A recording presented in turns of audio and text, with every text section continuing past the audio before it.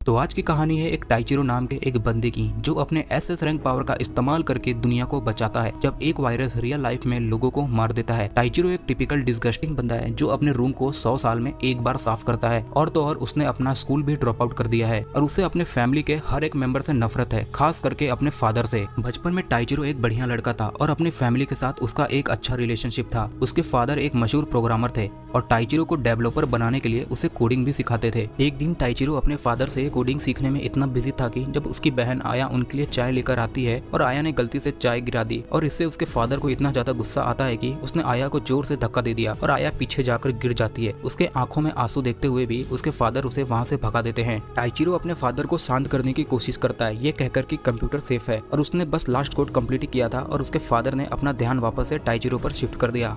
फिर एक दिन आया अपना नोटबुक स्कूल में भूल गई थी और रात के 10 बजने के बावजूद उसके फादर ने उसे अकेला भेज दिया स्कूल से नोटबुक लेने के लिए। रास्ते में अच्छी खासी रोशनी थी और घर से स्कूल बस 5 मिनट की दूरी पर था, लेकिन आया उस दिन के बाद कभी वापस नहीं आई। बाद में आया को एक कार्डबोर्ड बॉक्स में मीट रोल की तरह कटा पाया गया। तब से टाइचिरो सिर्फ एक गेम खेलता रहता है जिसका नाम है प्लेनेट। एक दिन गेम खेलते वक्त कुछ एयरशिप्स पर पायरेट्स ने अटैक कर दिया था। दो बच्चे एक मोटरसाइकिल पर बैठकर एक बड़े मॉन्स्टर का पीछा कर रहे थे जिससे पायरेट्स भी पकड़ना चाहते थे। जो बच्चा मोटरसाइकिल चला रहा था वो कंप्लेन कर रहा था कि चेस काफी लंबी हो गई है, लेकिन दूसरा बच्चा जिसके पास शूटिंग स्किल थी वो कहता है चलते रहो। इसके बाद उनका सामना एक फायरी रेड ड्रैगन से हुआ, वही बड़ा टारगेट जिसका वो पीछा कर रहे थे। वो उसे पकड़ने के लिए काफी एक्साइटेड थे। उसमें से एक बंदे ने उन्हें वार्न भी किया था कि वो लोग ट्विनलाइट हिल पहुंच सकते हैं, एक ऐसी जगह जहां गेम के सुपर स्ट्रॉन्ग प्लेयर अकाबाना फैमिली हैंग आउट करते हैं। पहला बच्चा गेम को क्विट करना चाहता था, लेकिन शूटर बहुत ज्यादा एक्साइटेड था, वो उस ड्रैगन को पकड़ना चाहता था। जब वो मेंशन के पास पहुंचते हैं तभी जो ड्रैगन है वो जोर से चिल्लाता है। मेंशन के डोर ओपन होते हैं और एक यंग बॉय सामने आता है जिसका नाम इची होता है, जिसे टाइचिरो नाम से भी जाना जाता है। ये टाइचिरो ही रहता है पर वर्चुअल वर्ल्ड में इसका नाम इची होता है, तो तुम लोग कंफ्यूज मत होना। इची हवा में उछलता है और एक स्वॉर्ड समन करता है जिससे वो ड्रैगन के गर्दन को 2 हिस्से में चॉप कर देता है। ये काम वो बहुत ही आसानी से कर देता है। इसके बाद वो ड्रैगन के सारे कूल आइटम्स को कलेक्ट करने लगता है। शूटर उससे कुछ ट्रेजर मांगता है लेकिन इची सीधा मना कर देता है। वो उससे बोलता है कि ड्रैगन उसने मारा है, वही ड्रैगन जिसका तुम लोग इतने दिनों से पीछा कर रहे थे। और इची कहता है तुम लोग यूजलेस हो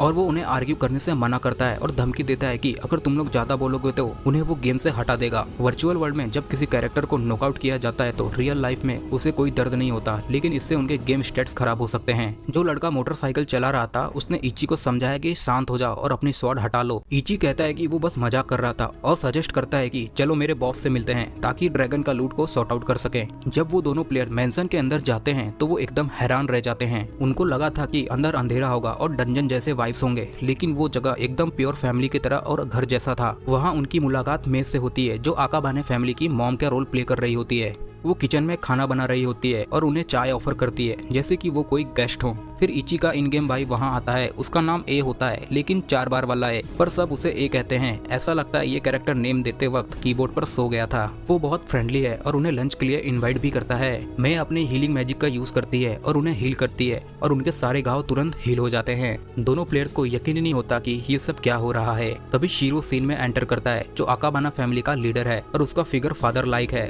उसकी मस्कुलर प्रेजेंस इतनी हैवी होती है कि दोनों प्लेयर्स खुद को छोटा महसूस करते हैं। इची पूरा सीन एक्सप्लेन करता है कि कैसे उसने ड्रैगन को मार के लूट को इकट्ठा किया है। सरप्राइजिंगली शीरो इची को कहता है कि लूट उस प्लेयर को वापस दे दे। इसका कहना था कि गेम में प्रॉब्लम तब होती है जब हाई लेवल प्लेयर सब कुछ अपने पास रख लेते हैं। फिर इची मान जाता है और उस शाम को वो दोनों प्लेयर शीरो का दिल से थैंक यू बोलते हैं। शीरो में से कहता है कि उन्हें नजदीक के शहर टेलीपोर्ट कर दो और मैं खुशी खुशी हेल्प करती है। लूट चले जाने की वजह से मेंशन में इची थोड़ा उदास महसूस करता है, लेकिन शीरो उसका मूड ठीक करता है। वो पॉइंट आउट करता है कि ड्रैगन को एक ही हिट में गिराना ये दिखाता है कि इची कितना ग्रो हो चुका है। इची शर्मा जाता है और ये उसका मजाक उड़ाता है कि वो कॉम्प्लीमेंट सुनते ही सीधा चेहरा तक नहीं रख पाता। तभी मैं एक बड़ा बाउल लेकर आती है और कहती है कि डिनर के लिए टेबल सेट करो और सब लोग सेट करते हैं। डिनर एंजॉय करते वक्त वो लोग नोटिस करते हैं कि कैंडलर का लाइट फ्लिक हो रहा है। ये कहता है कि गेम कितने छोटे छोटे डिटेल्स पर ध्यान देता है और वो कहता है कि गेम डेवलपर्स काफी परफेक्शन होंगे। तीनों लड़के उठकर लाइट को ठीक करने लगते हैं और मजे लेते हैं कि वो कितने अच्छे से एक फैमिली की तरह काम कर रहे हैं। मैं कहती है कि ये जगह एक रियल घर जैसा लगता है, जो सुनकर इची और ज्यादा शर्मा जाता है। रियल वर्ल्ड में टाइचिरो जो कि रियल लाइफ इची है अपने गेमिंग गॉगल्स उतारता है। उसकी आंखें एकदम लाल और दर्द में होती है और वो गुस्सा करता है भूख और रियल वर्ल्ड के मुश्किल लोगों से डील करने के लिए। जब वो उठकर चलने की कोशिश करता है तो लड़खड़ा जाता है और बेड पर गिर जाता है। फिर वो नीचे जाता है कुछ खाने की उम्मीद में, लेकिन वहाँ कुछ भी नहीं होता जो उसे और फ्रस्ट्रेट कर देता है। नीचे जाते वक्त उसकी मुलाकात उसके छोटे भाई आसुमा से होती है और दोनों के बीच क्लियरली टेंशन होता है। इची पीछे हट जाता है, अपने भाई से आंखों में आंखों डालने से बच जाता है। उसे आसुमा बिल्कुल पसंद नहीं, जो एक सुपर स्मार्ट स्टूडेंट है और हमेशा ऐसा बिहेव करता है जैसे वो उसे बेहतर हो। आसुमा बस सीधा उसके पास से गुजरता है और टाइचिरो किचन में चला जाता है। वहाँ वो अपने डैड किजोरो आरिमा को टेबल पर बैठा खाना खाते देखता है। टाइचिरो अपने डैड को कुछ खास नहीं समझता है और उसे वर्थलेस तक बोल देता है। जब वो फ्रिज में खाने के लिए कुछ ढूंढ रहा होता है तो उसके डैड उसे अपना खाना शेयर करने का ऑफर देते हैं। यही बात टाइचिरो को इरिटेट कर देती है और वो चाहता है कि उसके डैड उससे बात ना करे। कोइजिरो कुछ कहने की कोशिश करता है लेकिन बात पूरी नहीं करता, जो टाइचिरो को और ज्यादा फ्रस्ट्रेट कर देता है। जैसे ही टाइचिरो आर्ग्यू करने वाला ही होता है तभी रूम की लाइट फ्लिक करने लगती है। उसके डैड उसे कहते हैं कि वो बल्ब चेंज कर दे क्योंकि उसके बैक में दर्द हो रहा है। पहले तो बस टाइचिरो वहाँ से चला जाता है लेकिन फिर उसका मन बदल जाता है। वो कहता है कि वो लाइट ठीक कर देगा और कहता है कि आपको अपने आप को ज्यादा फोर्स नहीं करना चाहिए क्योंकि वो बूढ़े हो चुके हैं। लेकिन ये बात सुन के उसके डैड इरिटेट हो जाते हैं और उसे डांटते हैं कि उसे बुढ़ा कहने की जरूरत नहीं है। इस छोटी सी आर्गुमेंट के बाद टाइचिरो का मूड खराब हो जाता है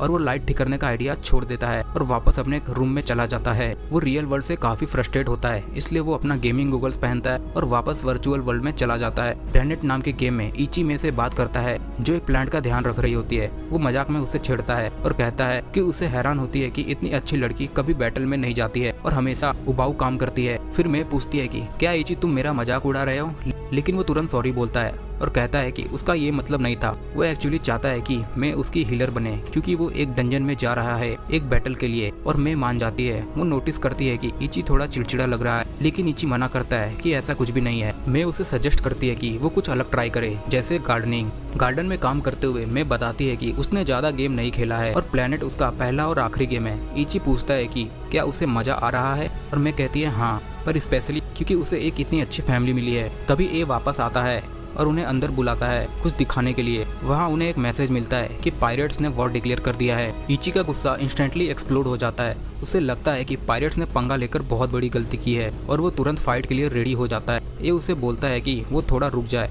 पहले शीरो का डिसीजन आने दो। लेकिन मैं उन्हें बताती है कि शीरो अभी गेम नहीं खेल पाएगा क्योंकि वो हॉस्पिटल में एडमिट है। ये सुनकर दोनों बॉयज शॉक में आ जाते हैं। इची पैनिक करते हुए मेरे को झटकार कर पूछता है कि शीरो की कंडीशन कैसी है। तब ए बीच में आकर उसे शांत करने की कोशिश करता है। जब इची को फाइनली सब कुछ समझ में आता है तब उसका गुस्सा धीरे धीरे चला जाता है। लेकिन तभी एक बड़ा धमाका होता है। गार्डन के बाहर आग लग चुकी होती है क्योंकि पायरेट्स ने बैटल शिप से उनके मैंसर पर अटैक कर दिया होता है। इची का गुस्सा फिर से रिटर्न हो जाता है, स्पेशली जब वो देखता है कि मैं काफी उदास है क्योंकि उसका पूरा गार्डन बर्बाद हो चुका है। पर इची सीधा मैंसन के टॉप पर चढ़ जाता है और इससे पहले कि ए उसे रोक पाए वो फुल पावर में जाके पायरेट बैटल शिप को डिस्ट्रॉय कर देता है।